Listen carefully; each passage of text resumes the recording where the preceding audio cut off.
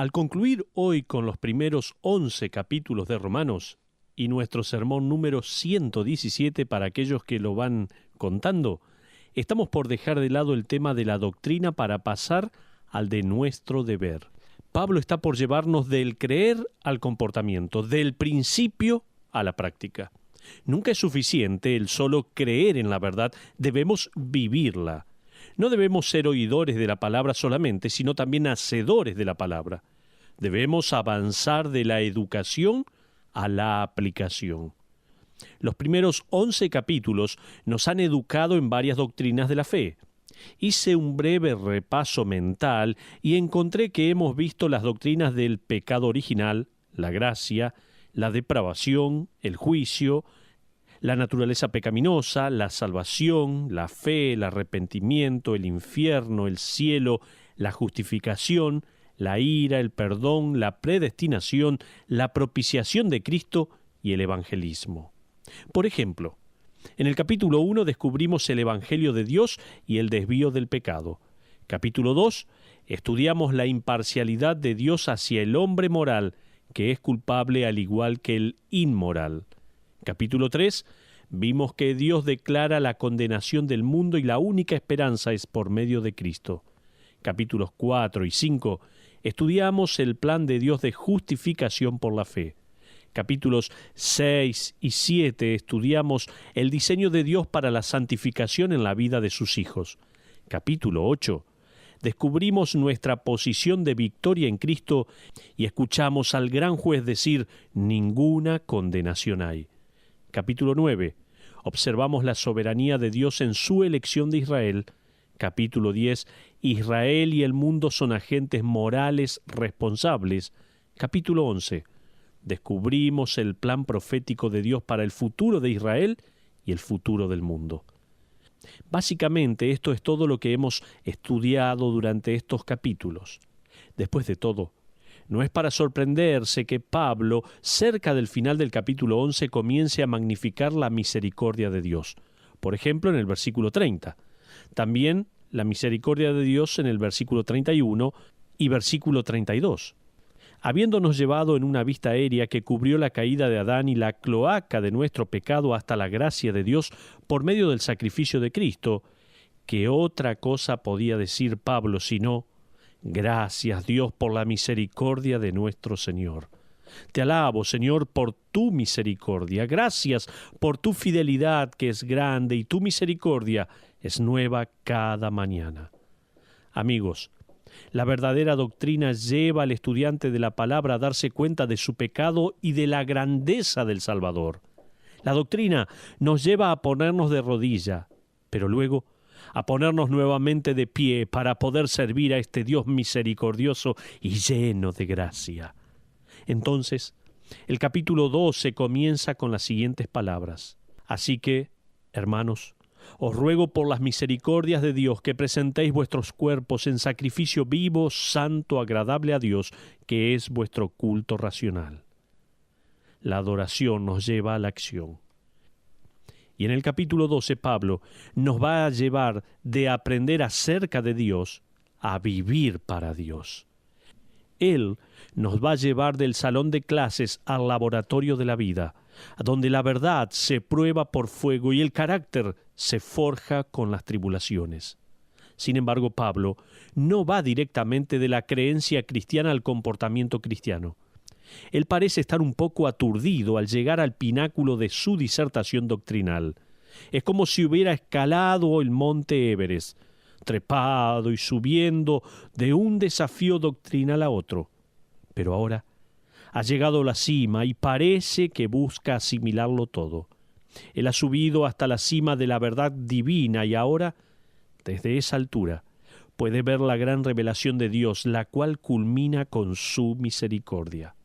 Pablo no puede pasar directamente a otro tema. Él ha visto la culpabilidad humana y la gracia de Dios. Él ha sido testigo de la corrupción de la sociedad desde la perspectiva divina y luego la compasión del Salvador. Y todavía no puede cambiar de tema. Parece estar anonadado con la gracia, el poder, la justicia, la soberanía, el amor y la misericordia de Dios. Pablo va a culminar esta sección de la Escritura con una exclamación de regocijo, desde la cima del monte Everest hasta el valle de nuestras vidas. Pablo alaba a Dios. En los versículos 33 al 36 de Romanos, capítulo 11, Pablo clama así: «Oh profundidad de las riquezas de la sabiduría y de la ciencia de Dios, cuán insondables son sus juicios e inescrutables sus caminos. Porque, ¿quién entendió la mente del Señor? ¿O quién fue su consejero? ¿O quién le dio a él primero para que le fuese recompensado? Porque de él y por él y para él son todas las cosas. A él sea la gloria por los siglos. Amén».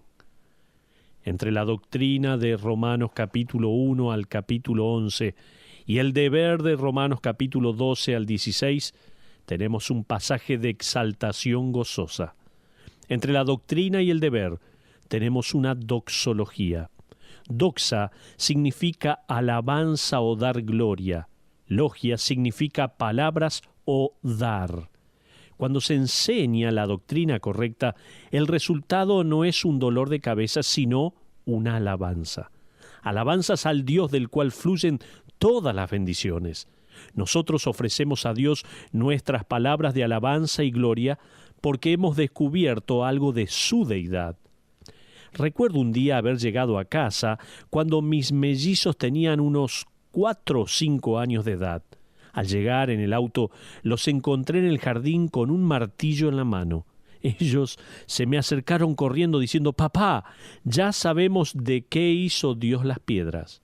Yo miré bien el jardín, en especial unas piedras decorativas que teníamos, y noté que habían recibido bastante maltrato.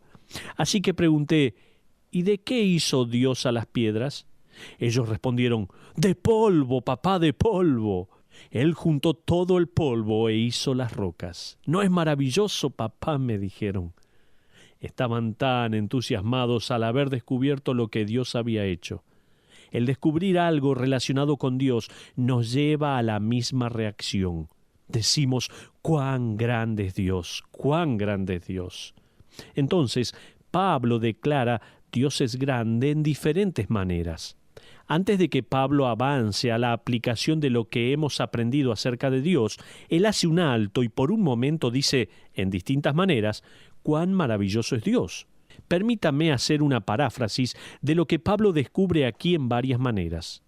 En primer lugar, cuando hablamos de la mente de Dios, esta no puede ser medida.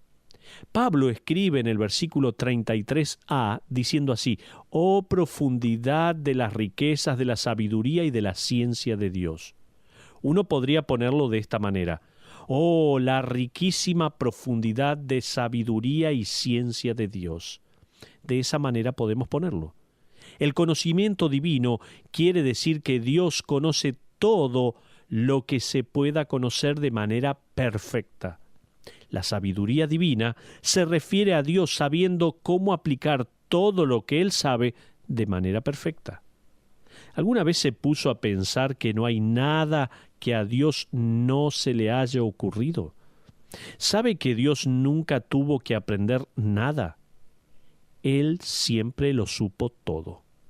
A. W. Tozer escribió lo siguiente al respecto. Él dijo así: «Dios no puede aprender. En ningún momento y de ninguna manera recibió conocimiento en su mente que no haya poseído desde la eternidad. Como Dios conoce todas las cosas a la perfección, Él no sabe más de una cosa que de otra, sino que sabe de todas las cosas extremadamente bien. Él nunca descubre nada nuevo, nunca se sorprende, nunca se maravilla». Esto es lo que dice Tozer. Cuán profunda es la mente de Dios, ¿no? ¿Se puso a pensar alguna vez esto? Pablo está dando esta alabanza luego de explicar el plan revelado por Dios para la nación de Israel y para los gentiles.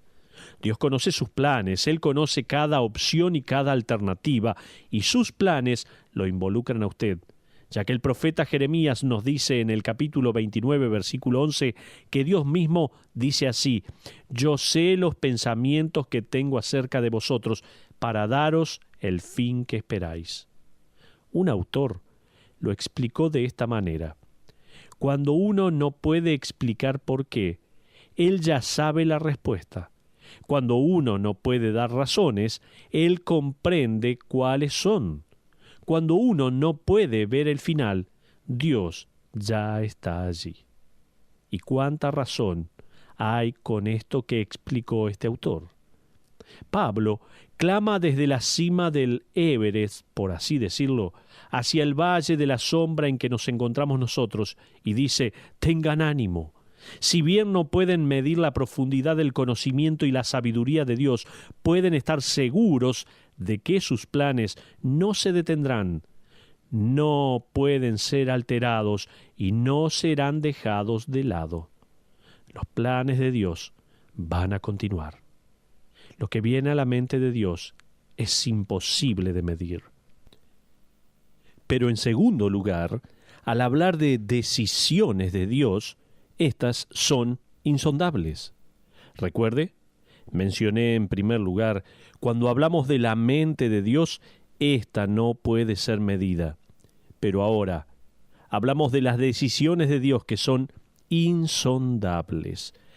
Pablo clama otra frase. Fíjese en los signos de exclamación en cada una de estas frases. Y en especial, aquí en el versículo 33 de Romanos capítulo 11, donde leemos: cuán insondables son sus juicios e inescrutables sus caminos. La palabra usada por Pablo para juicios es la palabra griega krimata, que generalmente se refiere a un veredicto judicial. En la Biblia, esta palabra puede referirse a los decretos de Dios, y Pablo dice que estos edictos o decretos son insondables. Esta es simplemente otra manera de decir que no hay manera de descifrar el proceso de decisiones de Dios. Nosotros estamos limitados por la tierra. Él no tiene límites en la eternidad. Para nosotros, el tratar de estudiar el misterio de los decretos de Dios es como un niño de 3 años intentando comprender el significado de los artículos de la Constitución Nacional. En cierto sentido, somos niños espirituales tratando de escribir el misterio de Dios con letras moldeadas, y parece que nos faltan letras del alfabeto. A Pablo también le faltan algunas letras. Él no puede explicar el misterio de los decretos de Dios en su totalidad. Él simplemente puede expresarlos. Cuando hablamos de la mente de Dios, no puede ser medida. Cuando hablamos de las decisiones de Dios, son insondables. En tercer lugar, cuando hablamos de sus caminos, son inescrutables. Mire la última parte del versículo 33. Dice: cuán insondables son sus juicios e inescrutables sus caminos. Inescrutables. Usted jamás llegará al fondo, debe aceptarlo así. La palabra inescrutables viene de una palabra que se refiere a huellas que no pueden trazarse, o sea, que uno no sabe de dónde vienen. Esto crea la imagen en nuestras mentes de las huellas de un animal al cual el cazador no puede detectar. David se refirió a esta falta de habilidad de parte del hombre para encontrar las huellas de Dios al escribir lo siguiente en el Salmo 77:19. Él escribió así: en el mar fue tu camino y tus sendas en las muchas aguas, y tus pisadas no fueron conocidas. Ahora, la palabra de Dios no nos ha sido dada para que nos frustremos en nuestra falta de capacidad para comprender a Dios. Pablo no está diciendo que hay cosas acerca de Dios que nosotros no podamos saber, ya que hay muchas cosas que sabemos acerca de Él. Pablo está en la cima de la montaña, repasando el contenido de los 11 capítulos de increíble revelación de Dios y acerca de Dios. Y él simplemente clama: no hemos visto nada aún. Hay tanto que aún no hemos aprendido. Con razón, James Denney, el famoso teólogo escocés, solía decir a sus alumnos del seminario que no se podía aprender todo acerca de Dios. Él solía decir: caballeros, el estudiar lo infinito va a requerir la eternidad. Cuánta razón tenía. Si usted piensa que en el cielo vamos a reciclarnos en una nube y tocar arpas de oro, piénselo de nuevo, por favor. Vamos a tener la eternidad para descubrir la naturaleza, el carácter, la sabiduría, la gracia, la misericordia y el poder de Cristo. Y Él es la plenitud de la deidad. Él será el objeto de nuestro deleite en esta exploración eterna. Vamos a tener la eternidad para estudiar lo infinito. Gloria a Dios por eso. Pero Pablo hace dos preguntas acerca de Dios. Él va a hacer estas preguntas en los versículos 34 y 35 de Romanos capítulo 11, que son citas de dos libros del Antiguo Testamento.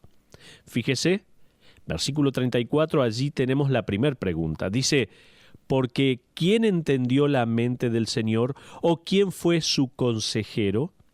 Es como si Pablo agregara evidencia a su testimonio de que Dios es inescrutable, insondable e imposible de trazar, al preguntar ahora, ¿puede alguien dar un paso al frente y decir que conoce la mente de Dios? ¿Le ha pedido Dios consejo a alguno de ustedes? Le está diciendo eso. Porque, ¿quién entendió la mente del Señor? ¿O quién fue su consejero? Esto es una cita de Isaías capítulo 40. Si ponemos este versículo en lenguaje actual, podríamos decirlo así. ¿Quién en este mundo puede decir a Dios qué hacer? ¿Cuándo ha pedido Dios ayuda a alguien? Eso sería dicho en un lenguaje actual.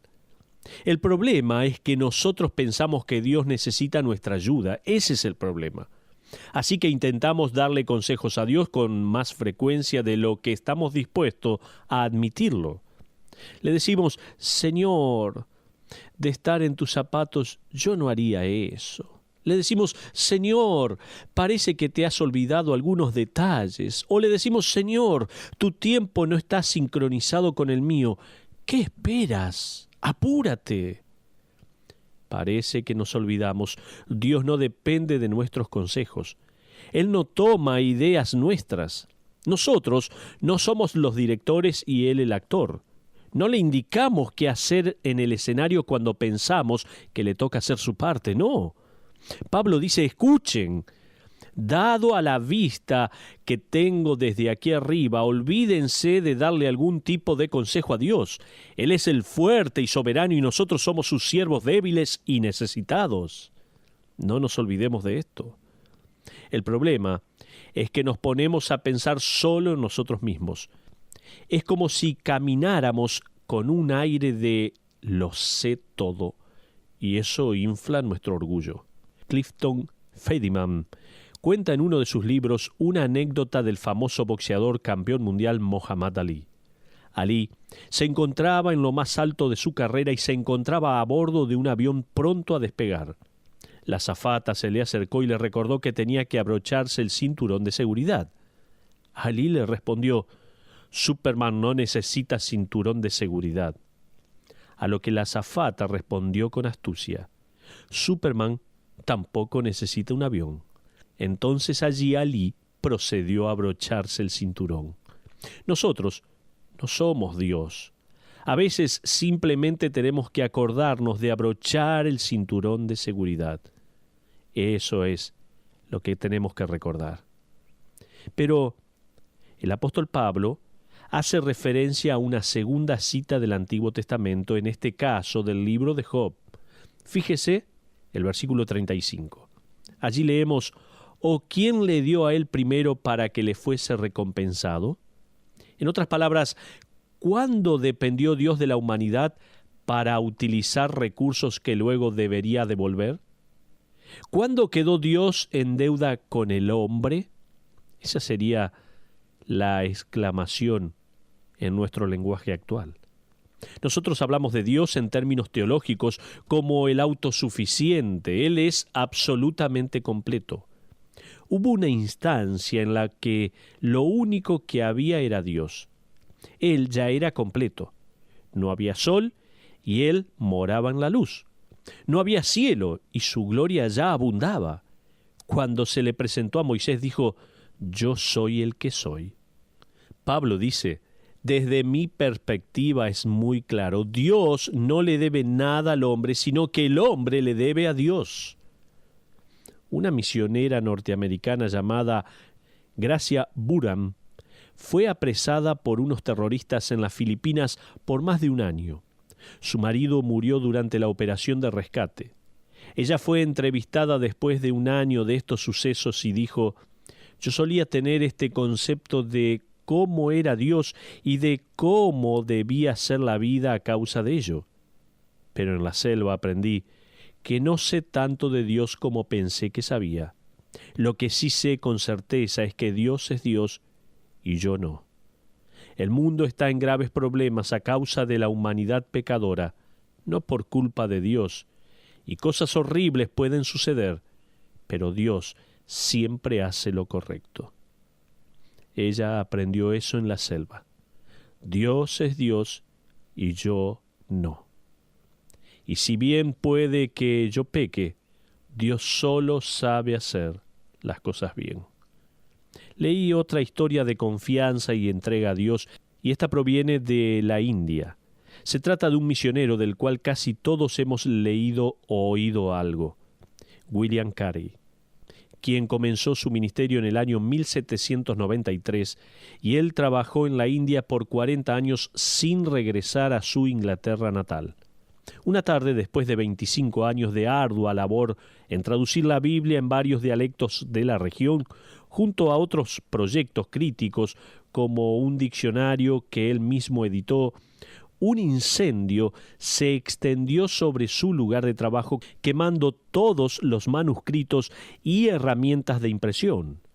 Estamos hablando de una época en que no había fotocopiadoras ni equipos de almacenaje de información digital. 25 años de arduo trabajo se desvanecieron en unas pocas horas.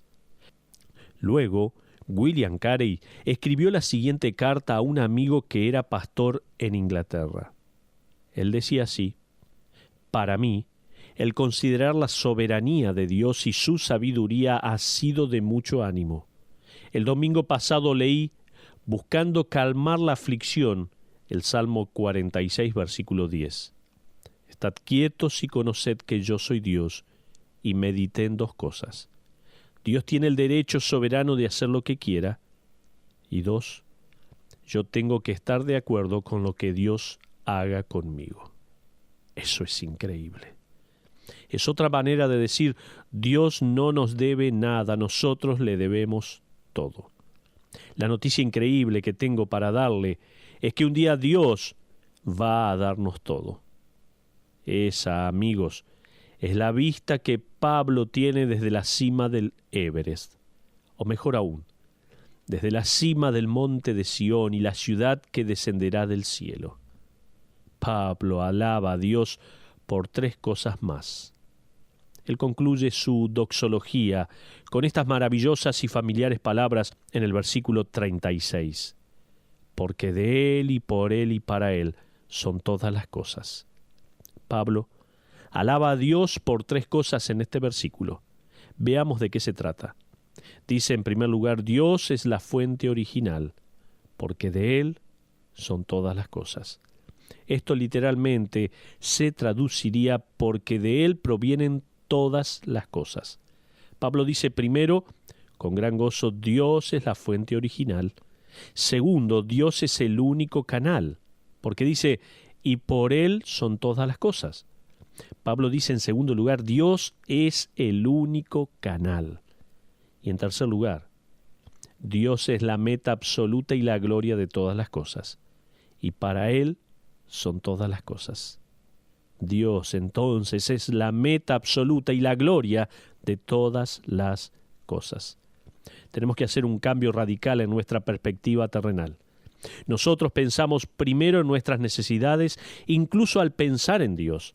Pensamos primero en nuestra salvación y nuestra felicidad en vez de pensar en su gloria. ¿Por qué creó Dios los cielos y la tierra? Nosotros respondemos: para darnos un lindo lugar para vivir y trabajar. Eso es verdad, hasta cierto punto, pero la Biblia dice en el Salmo 19:1, los cielos cuentan la gloria de Dios. ¿Por qué vino Cristo al mundo, vivió una vida perfecta y sin pecado y murió en la cruz? Nosotros responderíamos tal vez para salvarnos de nuestros pecados. Y esa respuesta es correcta. Pero hay un propósito más sublime. Jesucristo oró lo siguiente en el huerto de Getsemaní, tal como leemos en San Juan 17:4: Yo te he glorificado en la tierra, he acabado la obra que me diste que hiciese. El Trino Dios recibió la gloria por la obediencia de Cristo. Ese fue el propósito absoluto. ¿Qué dirán los santos cuando estén de pie en la presencia del Señor? Suponemos que cantaremos alabanzas a Dios por su bondad para con nosotros, de eso no tengo ninguna duda. Pero la letra de nuestro cántico ya está escrita en el libreto inspirado. Al que está sentado en el trono y al Cordero sea la alabanza, la honra, la gloria y el poder por los siglos de los siglos. Apocalipsis 5:13. Esa es la vista desde el cielo. Pablo ha obtenido un destello de esto y comienza a cantar esta doxología. Pablo concluye su doxología: A Dios sea la gloria por los siglos. Amén. ¿Puede Pablo terminar esta doxología de otra manera? Él dice en el versículo 36, A Él sea la gloria por los siglos. Amén. A Él sea la gloria por los siglos, a Él sea la gloria por los siglos, a Él sea la gloria por los siglos. Amén.